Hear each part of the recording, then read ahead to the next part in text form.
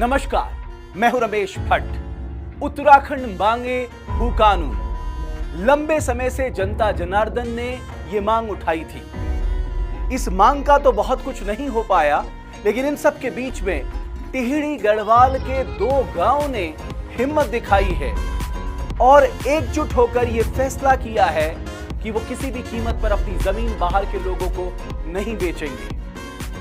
जाहिर है ये अपने आप में एक महत्वपूर्ण कदम है, क्योंकि सवाल ये उठ रहा था कि अगर लोग अपनी जमीन बेचेंगे ही नहीं तो खरीदने वाले कहां से आएंगे। सबसे पहले आइए दिखाते हैं आपको वो 2 गांव कौन से हैं और क्या दूसरे गांव तक भी ये लॉ जाएगी। वहां के लोग भी ये निर्धारण करेंगे कि हम अपनी जमीन बाहर के लोगों को नहीं बेचेंगे। अगर आप देखेंगे 2 गांव की मैं बात आपको बताना चाहता हूं। एक कठूर गांव है। इस ग्राम पंचायत ने बड़ा स्पष्ट लिख दिया है कि इस गांव में जमीन की खरीद फरोख्त करना पूर्णतः प्रतिबंध है और बिचौलियों को भी सख्त कह दिया है कि अगर किसी ने बिचौलिया बनकर जमीन बेचने के लिए लालच दिया तो उनके खिलाफ कानूनी कार्रवाई की जाएगी। लेकिन ये बात यही नहीं रुकी, अब ये दूसरे गांव तक पहुंच रही है। इसके बाद जो दूसरा गांव सामने आया है, घरगांव एक गांव है।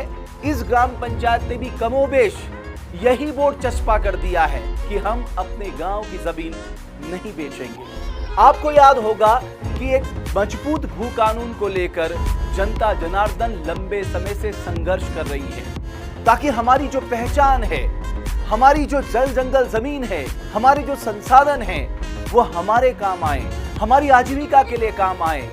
और यकीन मानिए, जिन लोगों ने पहले अपनी जमीनें बेच दी हैं वो बहुत पछता रहे हैं। उनके ज़हन में भी यही सवाल है कि हमने अपनी जमीनें क्यों बेची। इसलिए बहुत जरूरी है कि ना सिर्फ हमें अपनी जमीन को संजो के रखना है, बल्कि उस जमीन से हम अपने और अपने परिवार की आजीविका कैसे चला सकते हैं, इस पर हमें काम करने की जरूरत है। आप ये मान के चलिए कि आज नहीं तो कल इस प्रदेश को एक मजबूत भू कानून मिलेगा, क्योंकि लोगों की आवाज को बहुत देर तक अनदेखा नहीं किया जा सकता।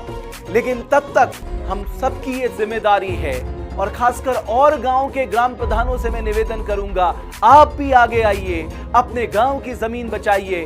2 गांव ने शुरुआत की है, ये 2 से 20 और 20 से 200 गांव तक फैलने तक समय नहीं रहेगा। और यकीन मानिए, अगर हमने ये संदेश दूसरे लोगों तक पहुंचा दिया तो हम अपनी संस्कृति, अपनी पहचान, अपनी भाषा, अपनी बोली और अपना सब कुछ बचा लेंगे। बहुत बहुत धन्यवाद।